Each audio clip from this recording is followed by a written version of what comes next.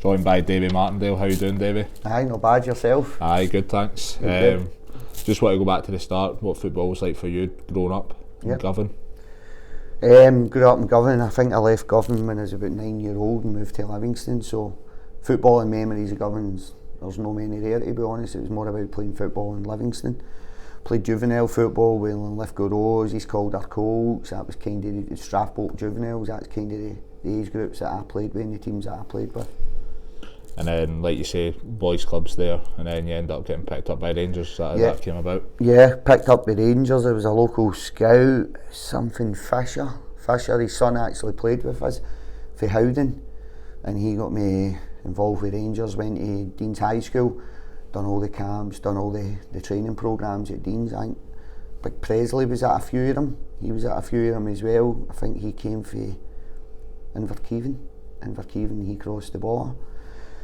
And then I was there till I was about 16, but still play. I think at that point I was with Lithgow Rose. I think that was a juvenile team. It might have been East Calder Colts actually.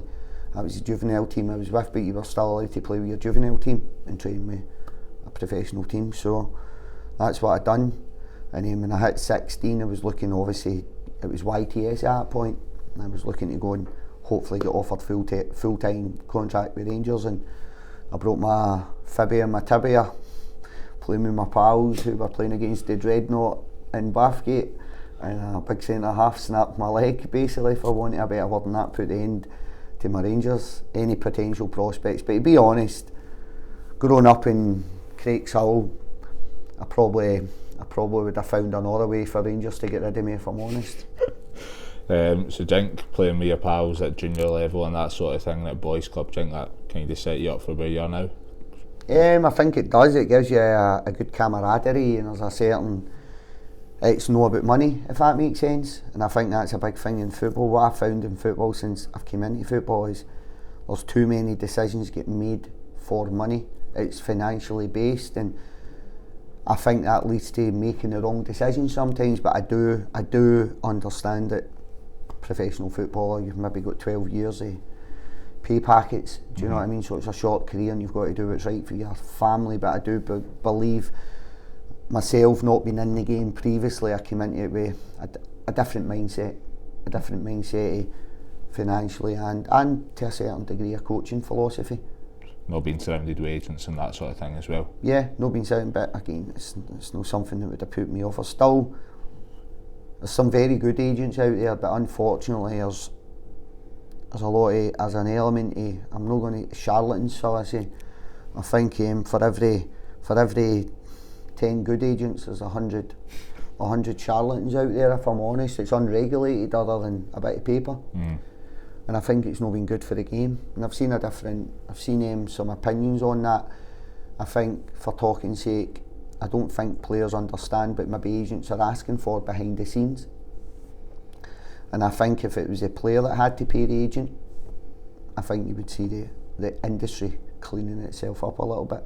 And I think you see more and more players probably veering away from agents and maybe taking advice from their family, their mums, their dads, or, you know, people that are going to give them the right advice for the right reasons.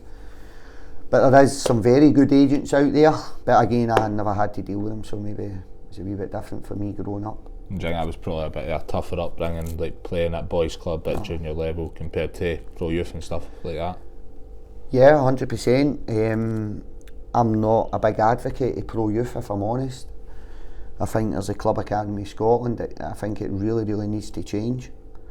For me, I look at successful clubs around my time. We'll go Hutchinson Vale, Tynecastle Boys Club, and if you look at the players that came through their system playing juvenile football, but at 16 they went on to pro clubs, I think you would find there's a higher element of players that have been successful in a prolonged period over their careers.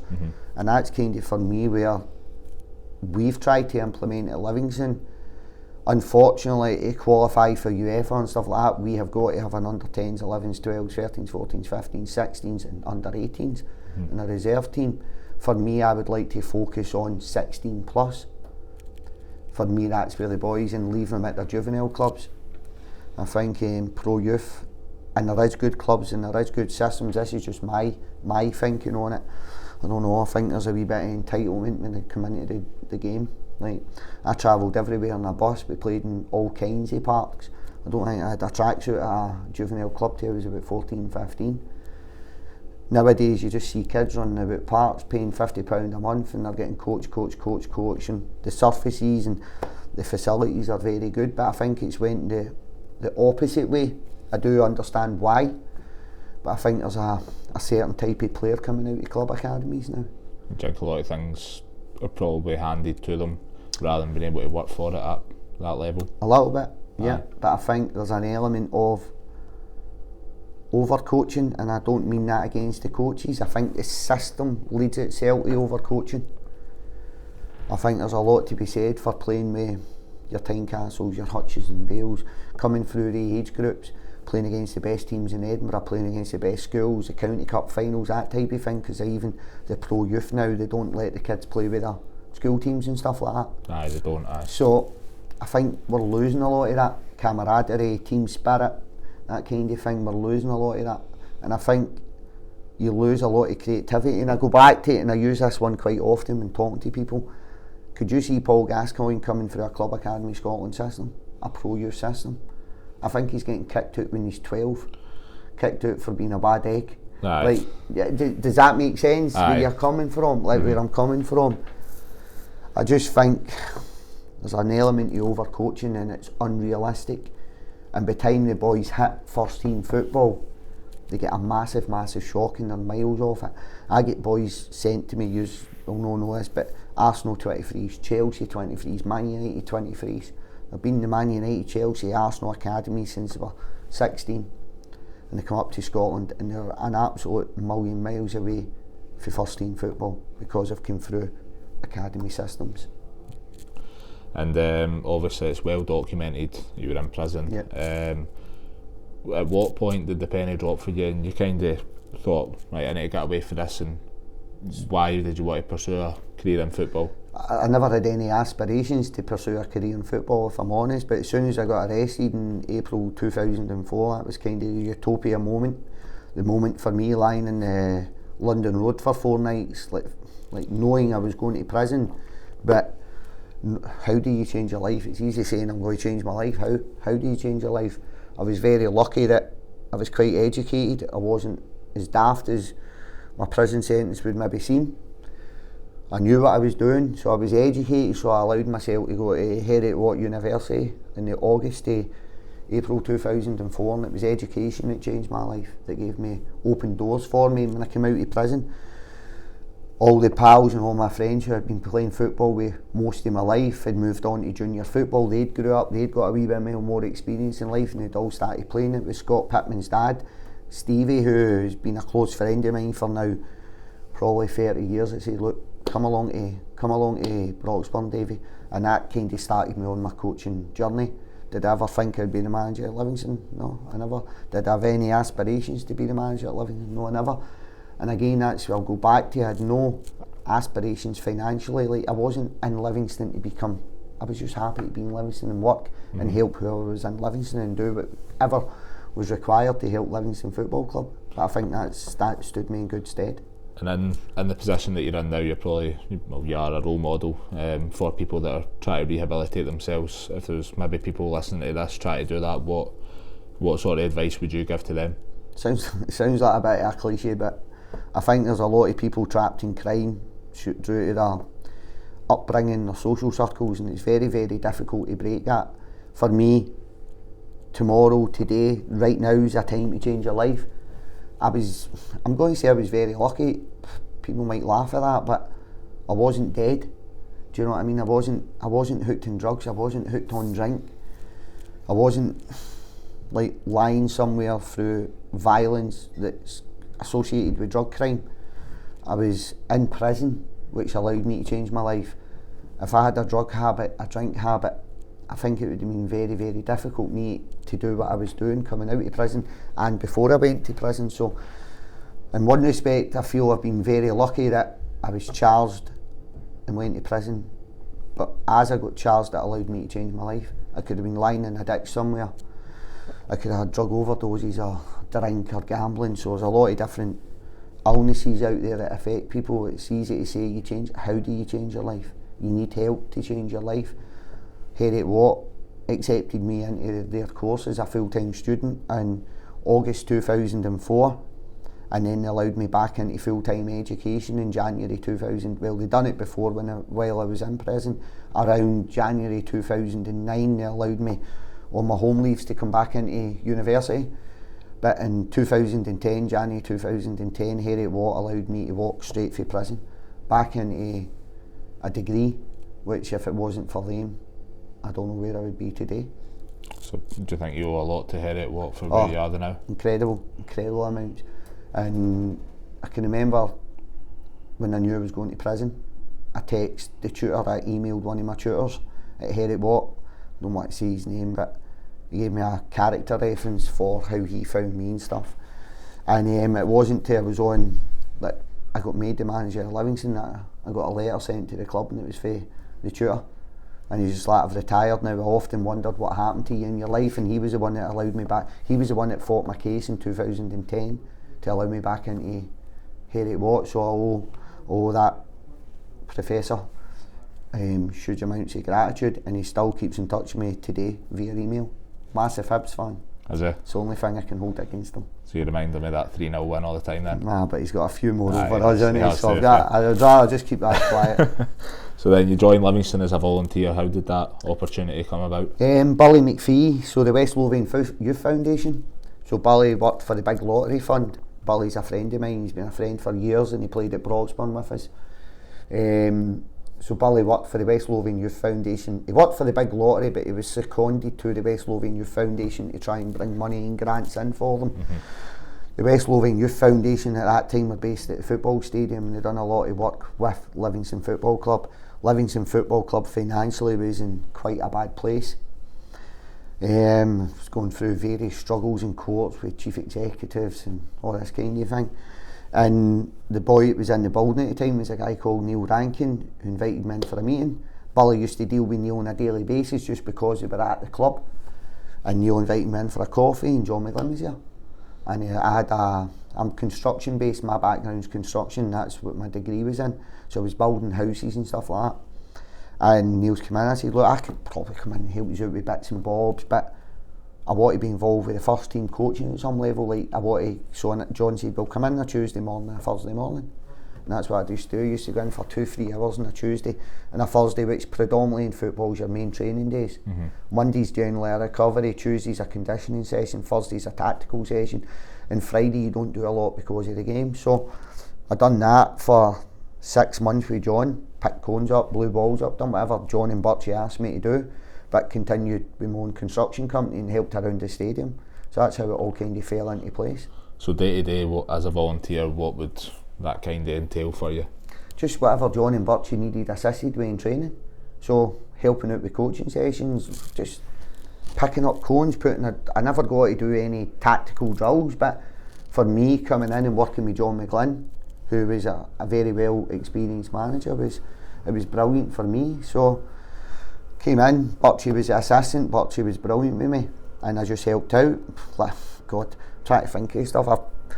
The flooring and all the boardroom and stuff like that, it was me to put it down with my company at that point. So maybe a Tuesday morning I'd be in coaching, helping with the coaching, picking up cones, blowing balls up, driving the minibus, taking the boys to Muris and stuff like that, and then afternoon I'd maybe be helping out with some maintenance, because I never had anybody that done any maintenance at the club. So I would come in with maybe my plumber, my joiner, whatever, and we'd do bits and bobs at work. And I just, on a daily basis, got to know everybody at the club, and I think obviously there's a stigma attached to myself as an ex-offender, but I think the directors at the time, the people that owned the club at the time, got to know me. And then when John left, Birchie, I came in and Birchie gave me a wee bit more integration again, and that's when David Hopkins came in as Birchie's assistant, and me and Hoppy just kind of struck it off, like a really good relationship for day one. And I had a wee bit more involvement with the first team. From a coaching point of view, Birchie'd maybe sit down and go, what you thinking, Dave, what you thinking about the team, stuff like that. I was still a fan, I still done a lot of work at the club. Then Birchie left, and it was about December, January that year, and Hoppy got a job. Well, Hoppy was in for the job, and Hoppy said, look Davey, if I can get a job, he said, I want to bring you in, you become my assistant. And then that's kind of when I started winding my construction company down, because I had an opportunity to be at Livingston as a coach, full-time coach. And what was your relationship like with David Hopkin? Brilliant. Still speak to Hoppy at least once a week. Great relationship with Hoppy. We got on really well together. Very, very similar characters, I think, in how we see football getting played, and coaching as well. Very, very similar ideas. I thought we dovetailed very well together. That was kind of where I started being more involved in recruitment. I kind of took over. It was organic. It was very organic. It wasn't a role that was there, but I kind of took that over at that point in time. I would deal with the board. Me and Hoppy would identify players, and I done all the transfer deals and the contracts, and kept the board up to date with what was going on. But we were in League One the following season, so I think I was given a big set of keys with about 100 keys in it, and like threw them over, and they said, "Oh, we're off. We'll not be in." And I just started running the club for that day, for League One onwards. And what do you think, like, at that point, the club obviously got relegated. Was that a difficult time for you to go in, or was it just kind of sink or swim, you have to do it type Very, thing? very difficult, but sink or swim, but you're in there, and everything I've done at the club, every decision I make, I always say that, no, it's best for David Martindale. Is this best for Livingston Football Club? And that's how I've ran the club since League One days, if I'm honest. Is this right for Livingston Football Club? Not Ross, no Davy, no Derek, no, is it right for Livingston Football Club? And me and Hoppy just worked extremely hard. We were very fortunate that the club allowed us to stay full time, albeit it was, I'll be honest, it was part-time wages. It was part-time wages. We had boys, I'll not go into individual names, but we had boys on £150 a week, and I think our top wage in League One was £350 a week. But what that attracted was boys that were wanting to be full-time for the right reason. They weren't wanting to be full-time footballers because of financial, because they could go and have picked that up. They could have picked up a lot more money working and being part-time somewhere. And that was our market. We were fighting against players for League One that were getting more money being at part-time clubs and working, but offering them the opportunity to come into Livingston as a full-time. So we attracted the correct mindset, if that makes sense. Signed a lot of players that knew League One as well. Well, that was, Hoppy and I identified that early on. To win the league, you needed players that had played that level. Sean Crichton had already won the league with Morton. He did a relationship with Alan Lithgow, who was the left centre half at Airdrie at the time. So we signed boys that understood that level, but they were good under League One players, and we were seen as a good club to go to because of where we came from. So we done really well on the recruitment side of things, and that set us up. That was the foundations of the club's success that League One season. And how important was it for the club to bounce back to the Championship? Do you think if Livingston didn't get promoted that season, we would be where we are now? I couldn't tell you. I don't know. But all I can say is League One wasn't a million miles away from where I was playing with Broxburn. I'll be honest. At Broxburn, we had some absolutely fantastic players in that league. So the level wasn't a million miles away from each other. So it was probably a level that I was very familiar with. I'd already coached in the Premier League or taken part of the team in the Premier League, understood it for 2 years. The first year when we had Hearts, Hibs, Rangers, my first season in the Championship. So it was a steep learning curve from a coaching point of view, albeit I wasn't taking coaching sessions. I was still there on match days. But I think dropping down to League One allowed Hoppy and I to put our philosophies and ideas over, and it happened organically, and I wasn't a million miles away from the level that I'd previously coached at and played at, if I'm honest. So it was looking back, that step back was definitely one of the best things that happened to Livingston Football Club. And then get promoted to the Championship, did you have any idea what was to come next? No, definitely not. We were wanting to finish 8th in the Championship, but again, a massive, you've probably heard me talk about this before, but a massive on continuity. I think if you look at any successful clubs, there's a lot of continuity to the clubs from the coaching staff and the players. And I think if you look at it now, I think you can see Rangers are bearing the fruits of the continuity. It'd have been very easy for Rangers maybe 18 months ago to maybe let Stephen go, hadn't won the league, hadn't won a cup, but they kept with the continuity. And I think at any football club, I think it's huge. I think it's absolutely huge as a continuity in football. So it was a shock, but on reflection, it's not. It wasn't either. Our top wage, I think, went from £350 a week to £500 a week. Our budget in League One was £275,000 for everyone. Our budget in the Championship was £375,000 for everyone. So didn't actually even go up that much considering you're getting promotion? No, but the boys who had all bought into that were getting pay rises. So it felt like they were doing well for themselves. We got a pay rise. Aye. So they got a wee bit more money, but the continuity in that group of players, it was a special group of players.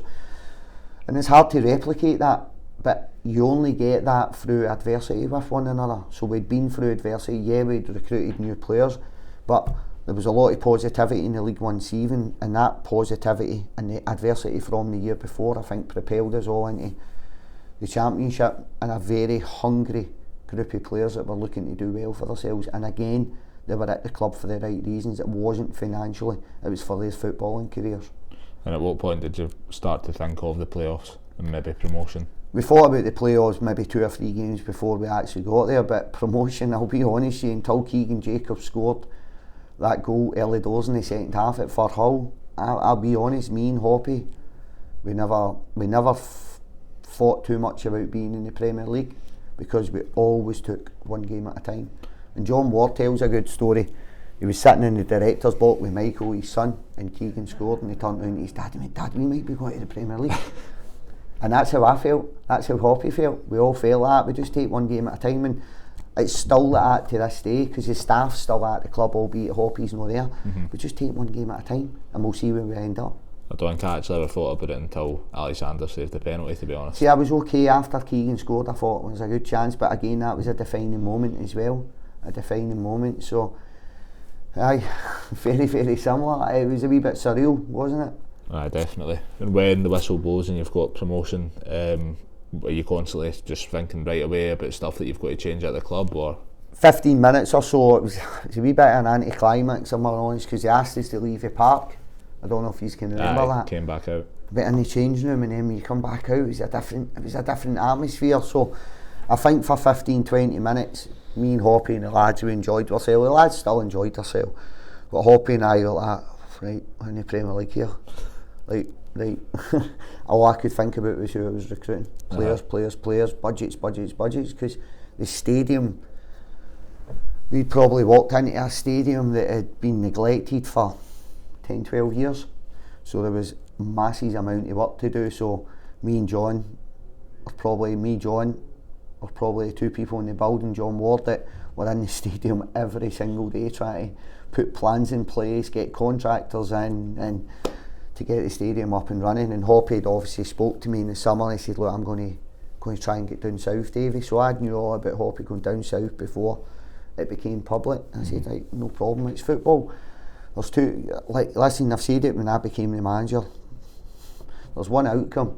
You're not going to be the manager forever. You're going to leave the football club. You're going to leave the football club through success or failure, and that's basically inevitably what happens in football, isn't it?" Hoppy left through success, which was brilliant. And when Hopkin ends up leaving, is there any truth in that you got offered the job at that time? I got offered that a couple of times. That for the coming months, the directors will want to take a job, but again, I don't think I was ready.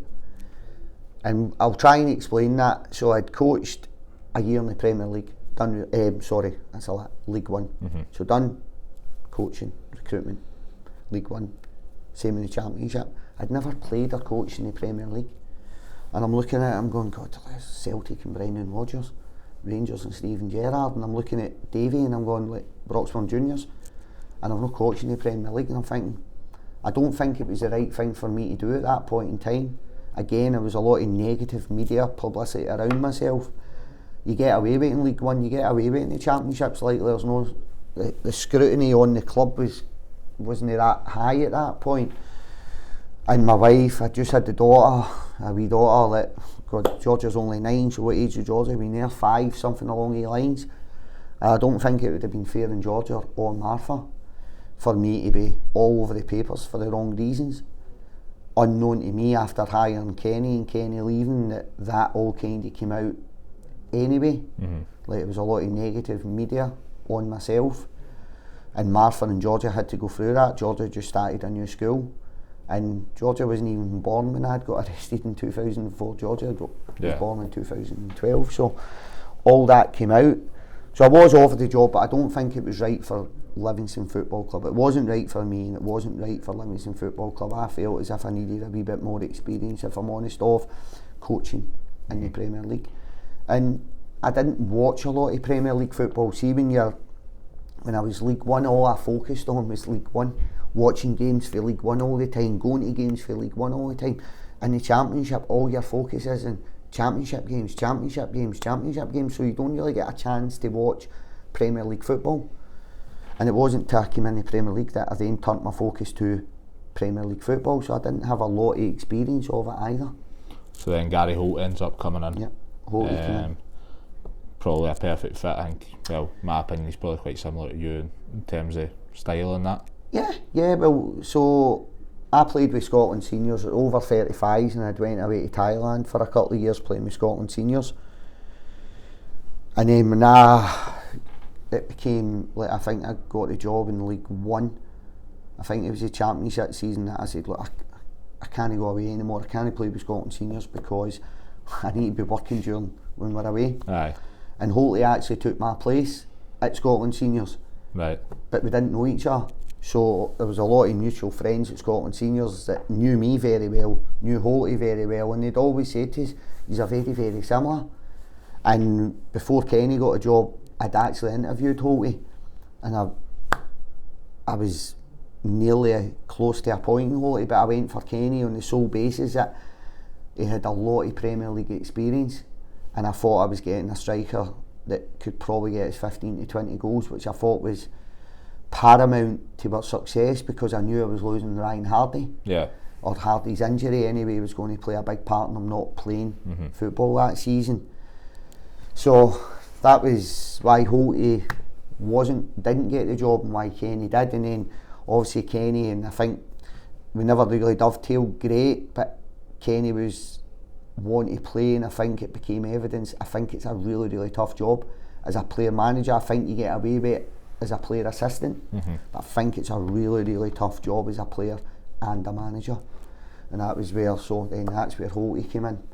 And Holty came in, and Holty was big on, Holty fitted into the structure that was already at the club, that structure that had been successful over the previous 2 seasons, which has proven to be successful the last 5 seasons, the continuity, and Holty dovetailed very well into that. Are you saying that player assistant works because you've just got big No, Marvin involved? I'm looking before Marvin even, but you look at Scott Brown at Aberdeen, I think that'll work. I think Scott Brown at Aberdeen will work. I think he'll be a very good fit for one another. And Marvin, I've spoke to Marvin, and it's like probably no public knowledge, but Marvin would have played a lot less football this year, hence why I signed Oberley. And Marvin knows that. Marvin will have a massive part to play for Livingston Football Club on the park, but he might not be playing on the park. Aye. So he's still got a massive influence there, and he's going to be helping coach the Oberleys coming into this club. Marvin knows the structure and his role, and then so it made sense. It made sense when obviously Foxy got offered. I watch what I'm saying because it's probably no public, but a very good opportunity to move on. It made sense for Marvin to come in as my assistant because he was always going to play a lot less football this year. And speak to us, kind of touched on it a wee bit, speak to us a wee bit about your head of recruitment and football operations. The correct terminology probably means director of football, but Aye. for obvious reasons I couldn't be called at that point a director of football because I wasn't a fit and proper person. So the club came up with head of football operations, basically, which covered every single footballing aspect. It's a job I've done at the club since League One anyway, and it's a job I've thoroughly enjoyed over the years. The recruitment side, the wheeling and dealing side of things, dealing with agents, dealing with players, dealing with other clubs, and I've got I'm very honest in how I go about my business, and I think clubs and players appreciate that, because I don't think football can be all that honest at times, if I'm honest. And in terms of your recruitment, I think it's well documented. Livy have made a lot of good signings from lower leagues as well, and getting the best out of them. Yeah. Who would you narrow down as maybe your best three? I think pound for pound, you've got to go and probably say Scott Pittman. Cost me £3,000 for Bonus Juniors. Now Pitt's played with me 2 years at Broxburn, and when I left to come to Livingston, Pitt's left and went to Bonus. Pitts was only at Bonus 6 months, and everybody says he came for Bonus. Predominantly, I trained and played with wee Pitts, so I knew how good he was. I'd actually had Pitts in at Livingston on trial while I was at Broxburn, and for one reason or another, they didn't really quite see him fitting into playing with Livingston. So that was my first, that was where I started. Butchie got the job, I kind of started helping out a wee bit more with the recruitment side of things, and Scott Pittman. So Scott Pittman, pound for pound. Number one? I wouldn't call it a number one, but in the top three. Right. Next one, Craig Halkett. Right.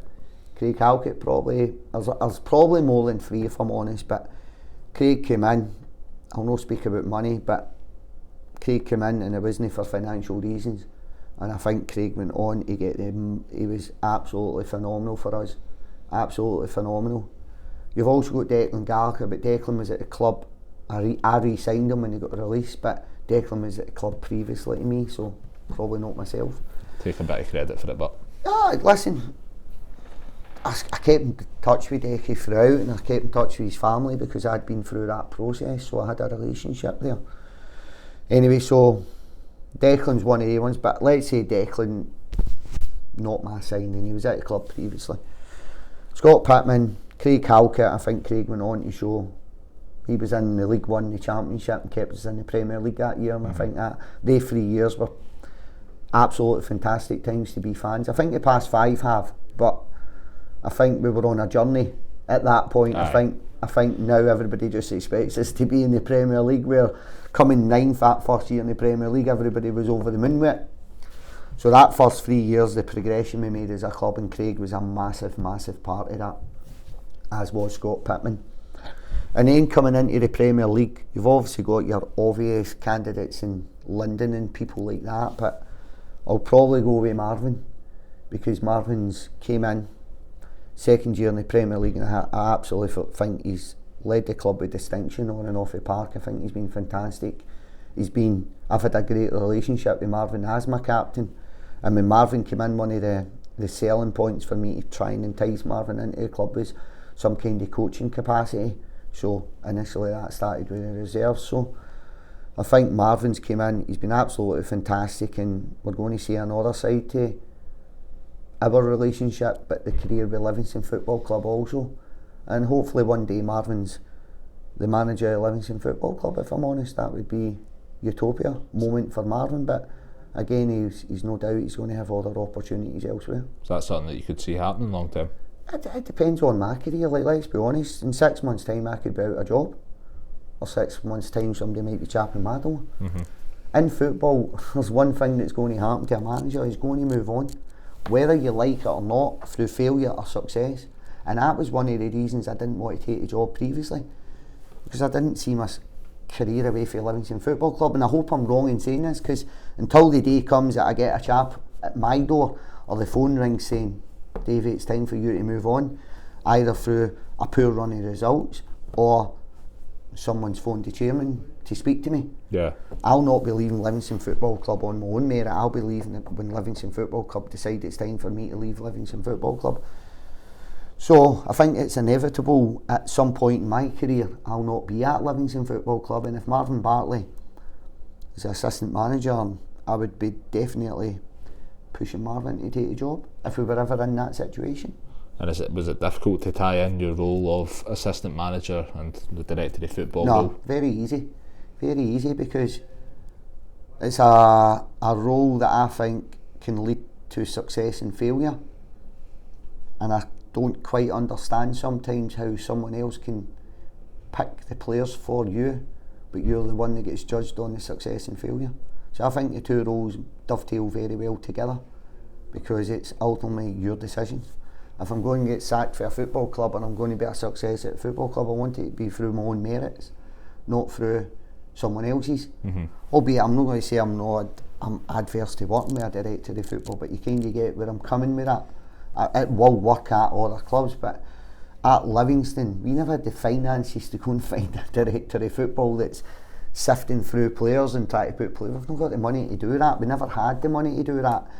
And the system that's been in place in League One's still there to this day, and it's been successful. So I don't see the need to change that and maybe go and spend, I don't know, £40,000 a year to get somebody else to do that job when I'm currently doing it anyway. Another thing with that as well is it's always the manager that kind of is the one that's seen publicly, and they're the one that will always take the hit, even if the director of football's made the signings. I'm not wanting to say too much about other clubs, but we're in football, you hear a lot of stories, and there's a lot of managers take the brunt of supporters' frustrations through decisions that's been made at board level, director of football level, board level, signings, and I think you can see that at other clubs as well, and I'm not so sure it works. I think it maybe works if it's your director of football. Yeah. I think that works. Or when you go into the club and the director of football and yourself have a very good relationship, but I think you can see at other clubs that doesn't always happen. You're an outsider going into their environment, and I think it's difficult to work. Does that make sense? Aye. But again, it's a role that's going to be, I think, more prominent in football, because I've just sat and spoke to you about how I think continuity in football is huge. And I think if you can go in and change all the staff and you bring your own director of football and when you leave, I think it doesn't leave the club in a good place.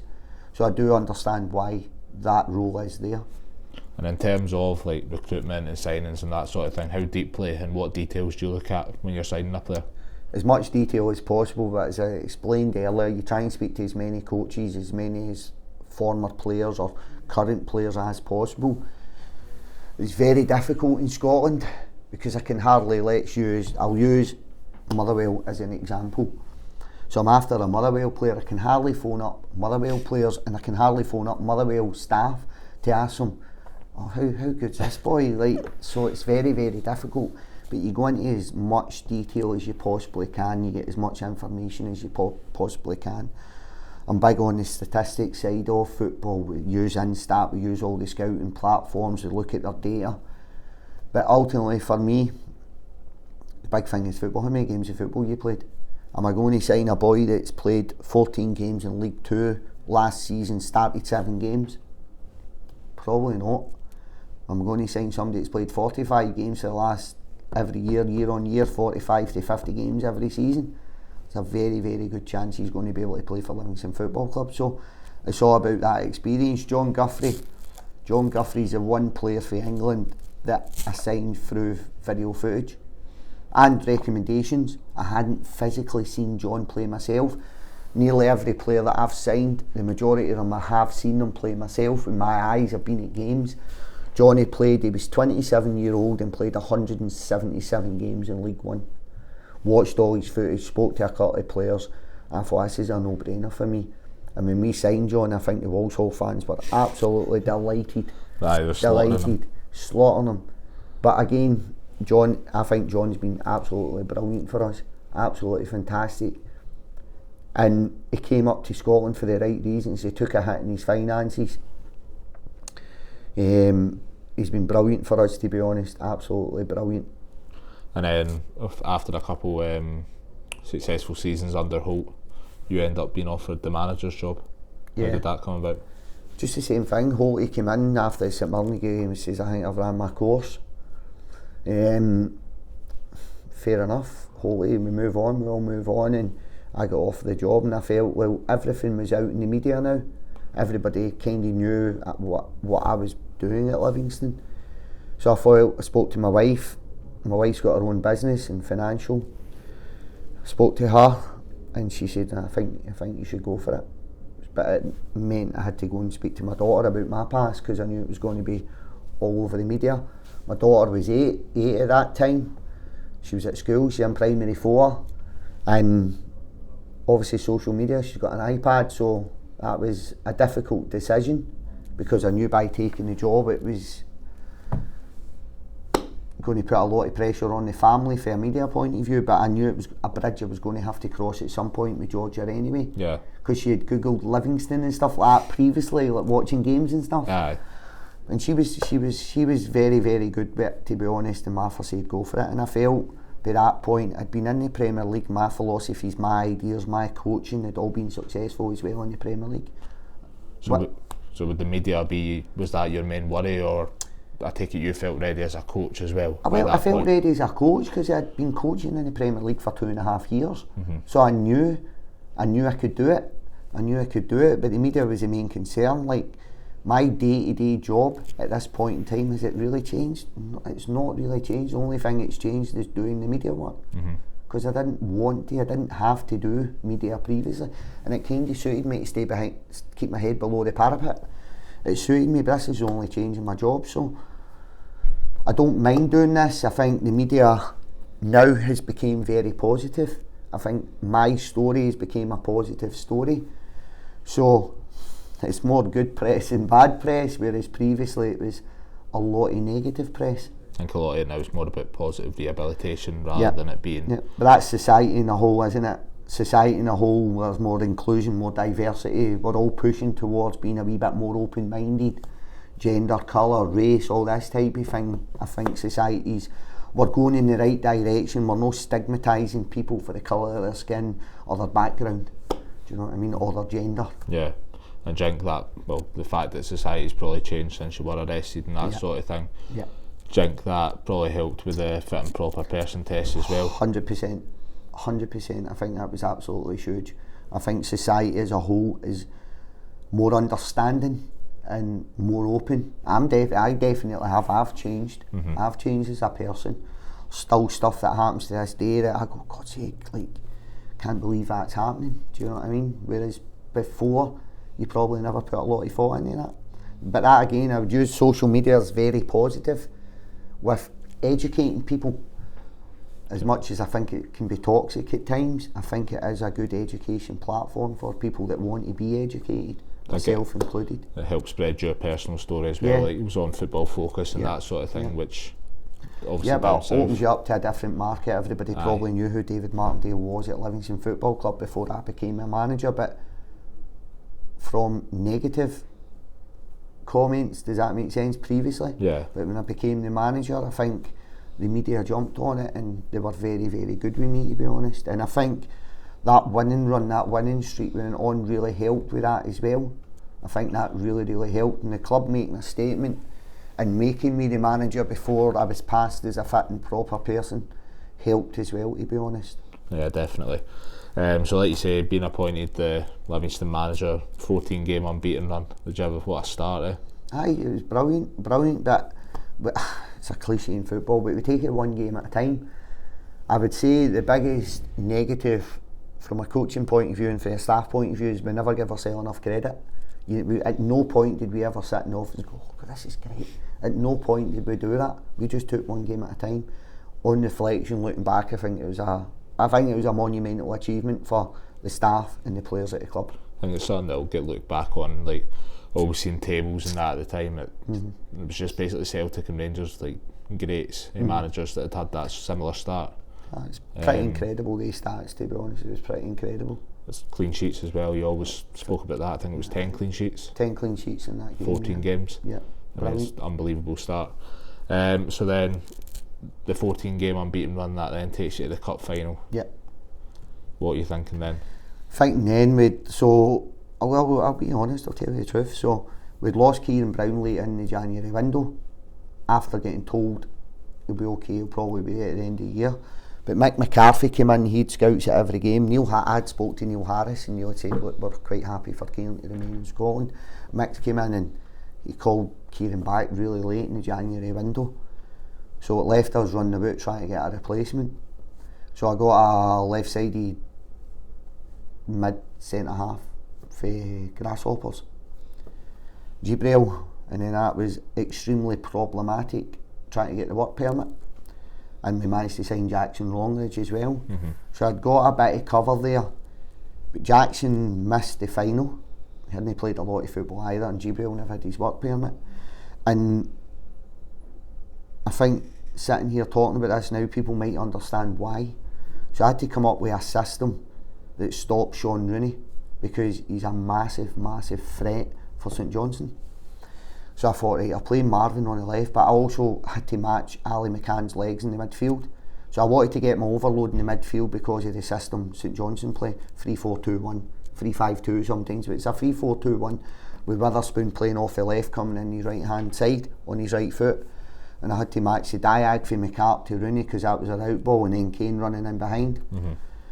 So I played Marvin there on the left, and I think Marvin nullified Rooney for open play. But unfortunately for us, they scored for a set play for Sean Rooney for a corner. And I had Steve Lawson in the midfield as well, which I thought negated. It gave us a lot of legs in midfield because Steve's very good travelling with the ball, tracking back. So it gave us the overload in the midfield, negated Sean Rooney. And I thought we were probably the better team up until St Johnstone scored.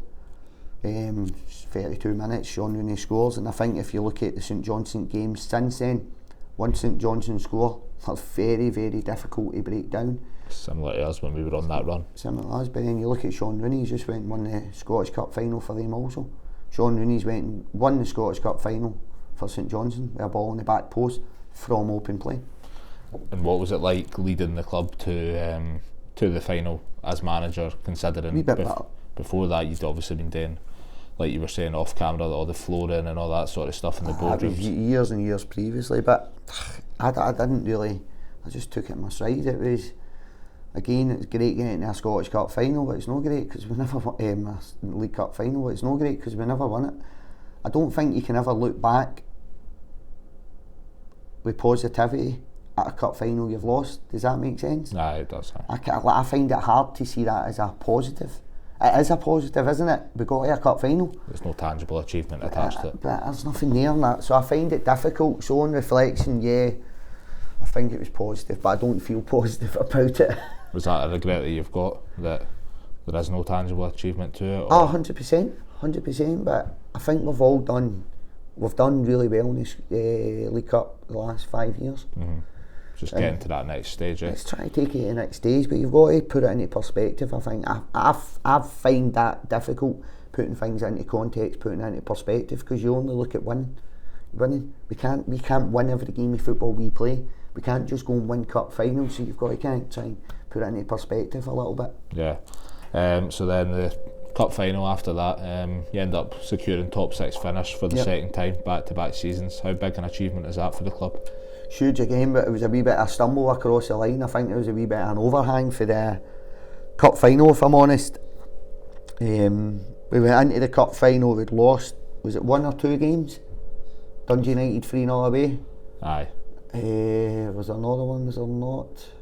Or was it only that game? Might have just been that game. Same with me. So we'd lost that game, and then trying to secure the top 6, but with a lot of big games involved in that. I think I look back, all the fixtures going into the top 6, I think we only played Dundee United before the cup final, a 1-1 draw with St Mirren before the cup final, and then Motherwell beat us 3-1. Mm-hmm. We'd only played teams out with the top 6 like 3 times. Do you know what I mean? Yeah. From that Dundee United game into the cup final, because I think we played St Johnstone, was it twice? Including the cup final. Played them a couple of weeks before the final. Aye, played them 2-1 it was. Aye. Again, who scored? Sean Rooney header. Aye. And a David Witherspoon set play. We've lost 2 games to St Johnstone with 3 set plays.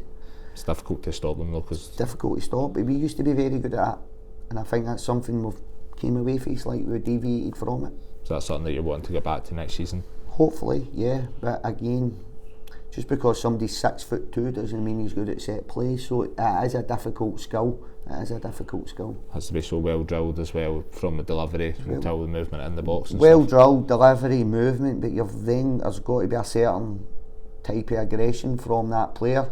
I can't make a player aggressive. I can do other things. I can't give a player aggression. It's got to be in there. It's got to come from the player. And so you've touched on that with the top 6 finish, just missing out on Europe. And then but in terms of your biggest achievements so far in football, what would you say they would be? I don't like talking about individual achievements. I think it's more about the collective. Securing top 6 2 years in a trot.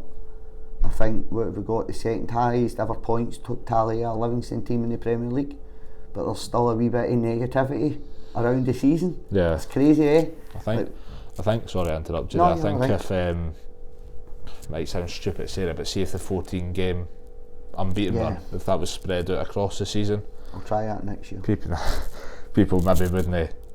Do you know what I mean? If there was more wins at the end of the season. I think it's a marathon, not a sprint, but I think it's I think you've got to put it into context, got to put it into perspective.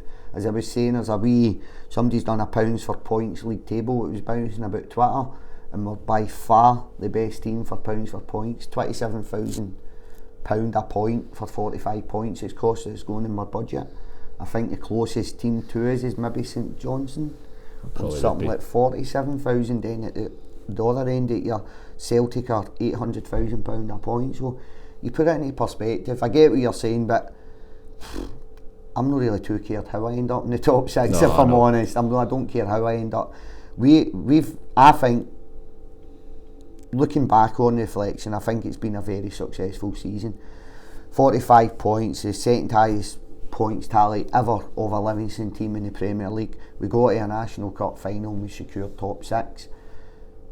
We lost 50% of our games, and I think it's difficult to put that into context. Sometimes you're going to lose, even getting in such a successful season, you're going to lose 50% of the games you play in the league, which is quite incredible, isn't it? Yeah, especially to finish top 6 still. It's quite incredible.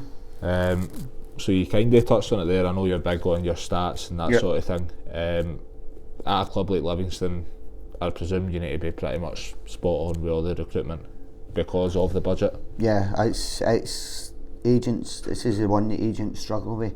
Oh, he'll be good. I say, I don't want a player that's going to be good in 6 and 12 months. I need a player that's going to be good just now. Mm-hmm.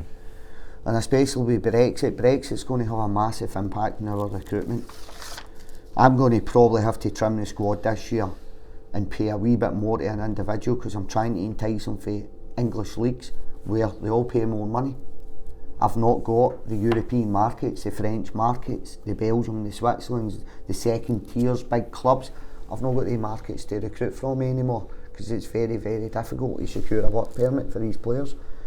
So I'm probably going to have to run with a smaller club, smaller players, which allows me to hopefully give a player a couple of £100 a week more to try and entice them for England. Is that a market, the foreign market, is that one that you'll be avoiding in the short term anyway due to the It'll issues? Need to be something special. It would need to be something special for the hoops that you've got to jump through to get the player into Livingston Football Club. So there's a lot of paperwork. It's very, very difficult.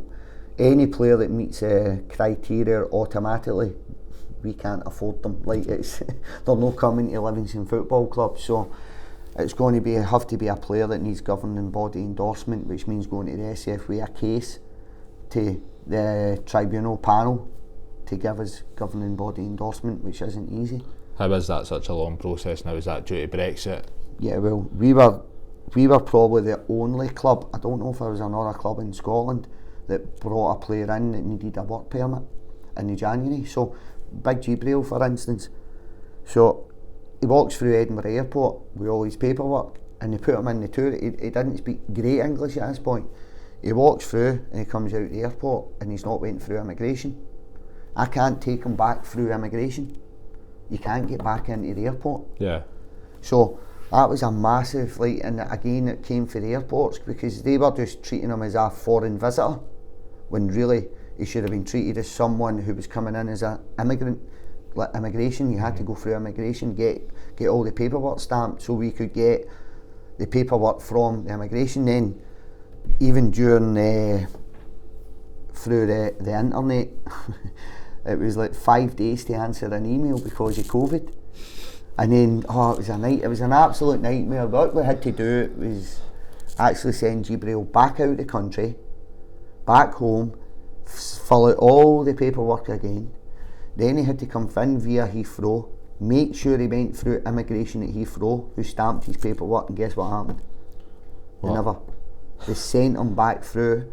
So the week of that not long after that, I had done Edinburgh Airport. Remember, I went over and they turned the tower orange, amber. Aye. I had the number of the chief executive for Edinburgh Airport, gave it to wee Dell. I said, go and phone him to ask, is there anything they can do at immigration at the other side? So they had immigration officers running about, I think it was Heathrow Airport, but he was through immigration. They passed him through as a tourist again. So they were running about and they had to go and get him and take him in the side doors and back through into immigration. But it was honestly, at one point I thought, but this isn't working again, because it's got to be the airport it comes through. So even when he was flying from Heathrow to Edinburgh, they couldn't have done it because they'd have passed him through as a visitor. So I don't even think the airports were set up for foreign visitors coming in as working permits. They weren't set up properly, and I think COVID had a lot to do with that. I think it took about 2 months in there. Oh God, it was a nightmare, an absolute nightmare. And it was a shame for Gibril. He was very understanding, but again, he was the one walking through when he was told, I can't go, I can't get to that side with him. We gave him all the paperwork, it was all on his phone, but he was just showing it to people and they were like, on you go. So it's something we'll get better at as a club, but the SPFL used to have a contact at customs. There's no longer a contact at customs. So it was somebody we worked with, we had to do all this ourselves. It's really difficult, and that's out with getting the governing body endorsement, going through the SFA process. So that's out with that. So it's really, really difficult. Sounds like an absolute... It is, it's a nightmare, but listen, I'm not saying that door's closed. It would need to be a special talent for us that is a no-brainer. Not someone, because there is an adaptation period of foreign players coming in, because they're a good player in League 2 in France. They come in and the intensity, the physicality and the aggressiveness of the Scottish Premier League is extremely difficult. And if you look at it, use Livingston for talking sake, you're playing against maybe, let's say, Hamilton. You're playing against Hamilton, but that player's also got to be good enough to play against Celtic and Rangers. There's a massive disparity in financials. I think as well, if, like you said a wee bit earlier, you're never going to get like the final package, so Nah. I think with the budget that Livingston are on, you're going to get a raw player. Is that fair to say? There's a lot of coaching involved in generally the players that come to Livingston. Hence why, and I'll be honest, I'm very, very vocal on the side of the park, but that's why. Because it is coaching to a certain degree. It's vocal commands, vocal triggers that are on the park that the players recognise. Yes, your Jason Holt's, your Marvin Bartley's, there's other players, but using they two, they've came from bigger clubs, they've played at bigger clubs, there's not a lot of coaching in them. You'll very hear me at the side of the park shouting on instructions to Marvin Jason, because they know what you've done in the weekend training, because they carry them out. It's generally the younger player, the foreign player, or a player that's came from a lower level of football. They're the ones that need a lot more coaching, for obvious reasons. They've not played in the Premier League. And we kind of spoke about it a wee bit earlier, but I think it's a massive step forward for the club, starting up the academy again. It's something that we try to start up after the first year in the Premier League. We tried to start it up, but COVID hit and it kind of stopped everything happening. We need to have a youth academy, but again, we need to be sustainable. It needs to be ran sustainable. When we got relegated to League One, they were spending roughly £150,000 in a youth academy, and they get funding for £20,000 of funding they got.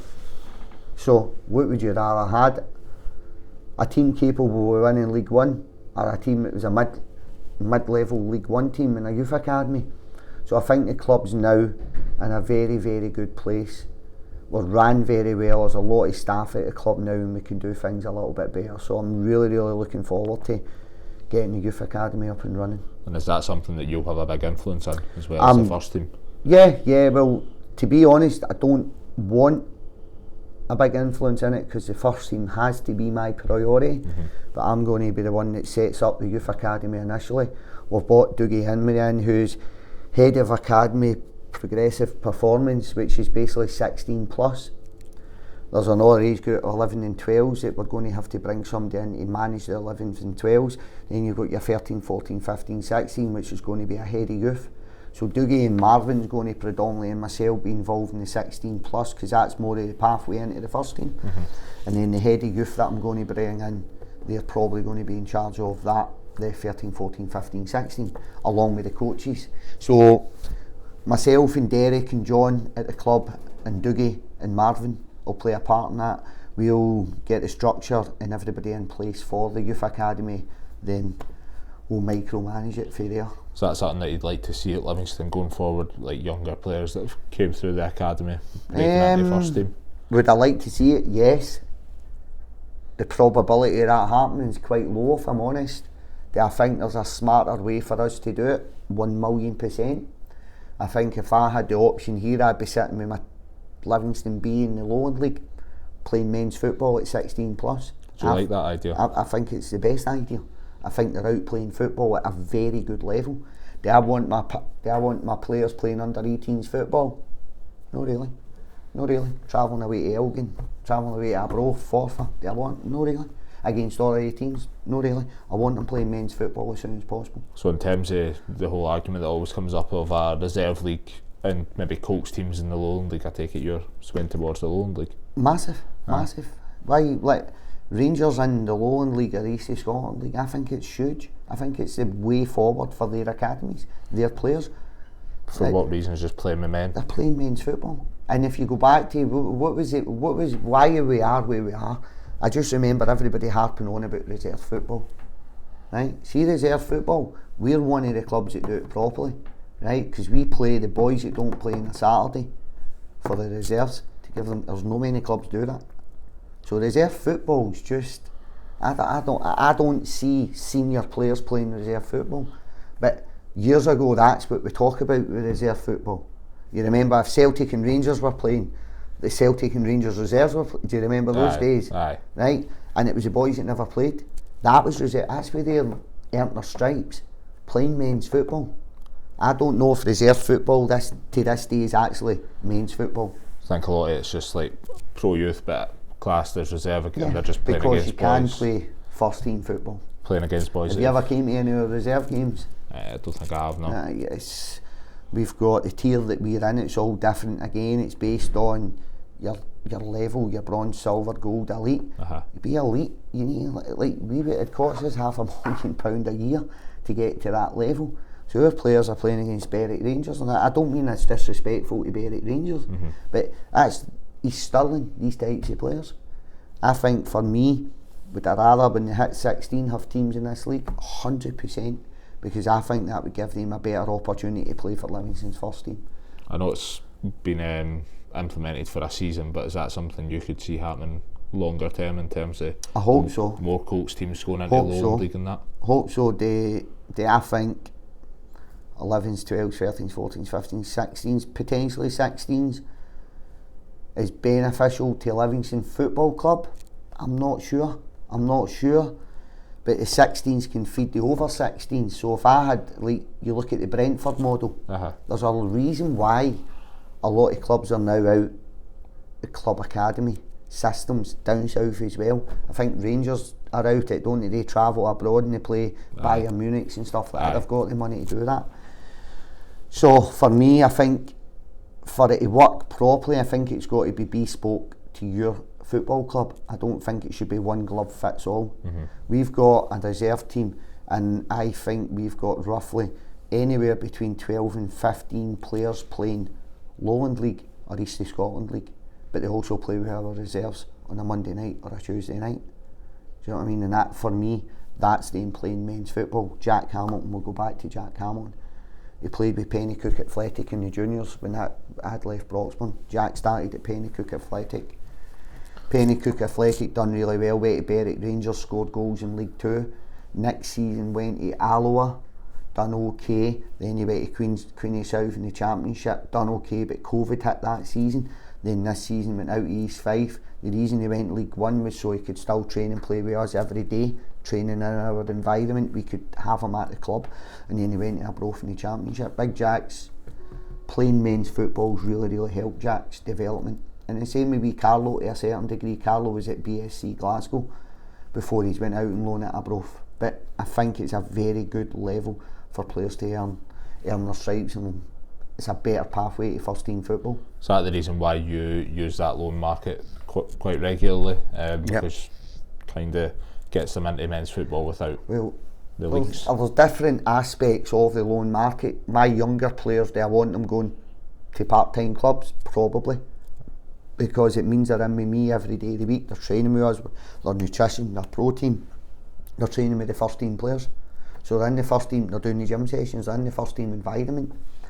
Whereas a more senior player, you're trying to probably get into a full-time club because they need to be playing in a full-time environment.